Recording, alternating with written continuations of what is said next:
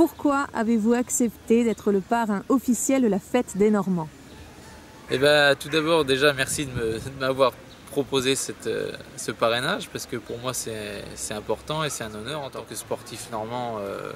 J'essaye de devenir le plus populaire possible aussi, on va dire, et dans mon sport c'est important, donc bah voilà, c'est pour ça que j'ai accepté, et merci encore de m'avoir fait cette proposition.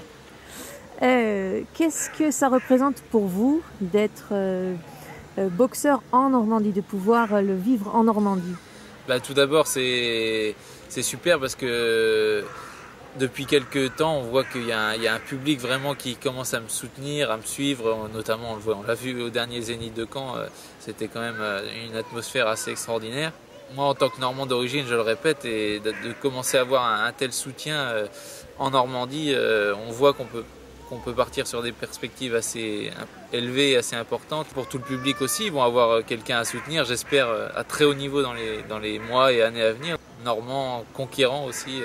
Voilà. D'où Maxime le Conquérant. Voilà, exactement. Et pour aussi retracer un peu l'histoire de la Normandie. À l'époque, c'était des terres, des territoires.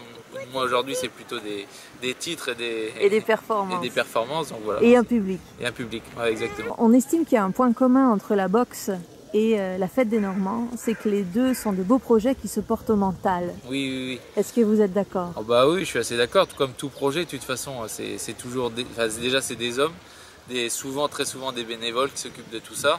Alors moi, dans mon cas, c'est l'être le sportif avec toute son équipe qui œuvre chaque jour pour me faire évoluer le plus haut possible. Et voilà, un projet, c'est toujours ça, c'est des hommes et beaucoup de volonté. Aujourd'hui, on a la chance de plus trop être en guerre, en tout cas dans cette partie du monde là.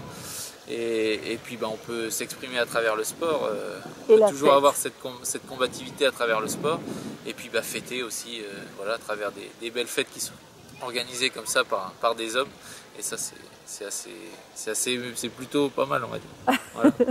Merci beaucoup. De rien, merci à vous. Et au prochain combat, avec plaisir, on est tous derrière vous. Merci beaucoup. Le prochain, ça sera le 22 octobre à Deauville, donc en Normandie, en direct sur l'équipe 21. Là, je viens de signer avec un nouveau promoteur et avec la chaîne l'équipe 21. Donc il y aura la possibilité de suivre les prochains combats sur l'équipe 21 et puis en direct aussi dans les différentes salles en Normandie ou à l'étranger. Ça peut aussi arriver assez vite, des grosses opportunités à l'étranger, notamment peut-être en Angleterre, un de ces quatre. Donc, voilà, un conquérant en Angleterre, ça fait tout son sens. On essaiera de retracer tout ça dans les années à venir, ça c'est sûr. Merci Maxime.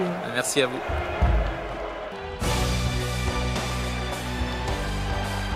Bossier décroche pour la première fois la ceinture de champion de France des moins de 70 kg. À 24 ans, le boxeur de Saint-Lô dans la Manche tient son exploit dans un Zénith de Caen bouillant.